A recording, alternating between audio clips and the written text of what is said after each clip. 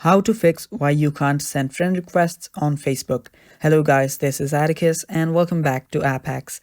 In today's video, we'll talk about why you can't send friend requests to certain personals in Facebook.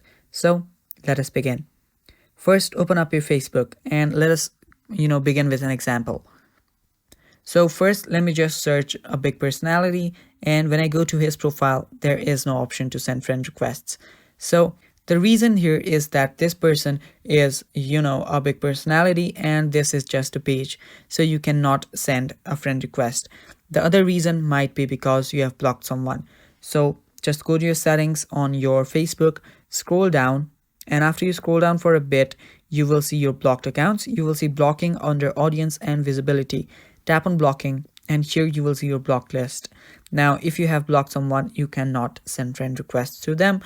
And if they have blocked you, you can't send friend requests to them either. So that might be the second reason. The third reason might be because they have enabled, privacy settings that only few people can send friend requests to them, or people through their mutual friends can only send requests. So that is the reason why you can't send friend requests on Facebook to certain persons. So yeah, that is all for this video. I hope this video was very helpful for you guys.